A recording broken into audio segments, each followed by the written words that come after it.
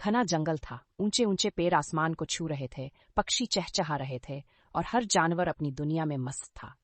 सब कुछ शांत था, लेकिन किसी को नहीं पता था कि एक बड़ा खतरा उनके करीब आ चुका है।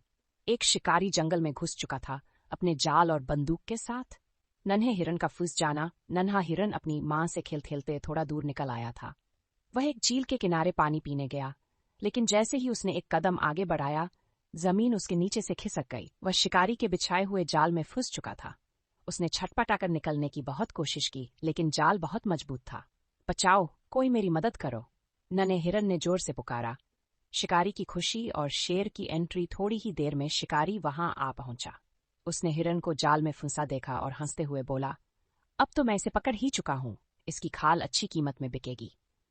लेकिन शिकारी को नहीं पता था कि जंगल का राजा सब कुछ देख रहा था। एक ऊंची चट्टान पर बैठे शेर राजा ने जैसे ही नन्हे हिरन की चीख सुनी, उसने जोरदार दहाड़ मारी।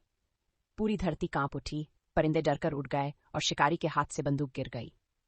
शेर का हमला और शिकारी की हार। शिकारी ने भागने की कोशिश की, लेकिन शेर एक ही छलांग में उसके सामने आ गया। उसकी चमकती आंखों और धारदार दांतों को देखकर शिकारी डर से थर थर कांपने लगा। ये जंगल हमारा है, यहां तुम्हारी कोई जगह नहीं, शेर गरजा। शिकारी ने डरकर जाल छोड़ दिया और बिना पीछे देखे दौड़ता हुआ जंगल से बाहर भाग गया। नन्हे हिरन की आजादी और दोस्ती। शेर ने अपने पंजों से जाल को फाड़ दिया। नन्हा हिरन आजाद होते ही खुशी से उछल पड़ा और बोला, शेर राजा, आपने मेरी जान बचाई।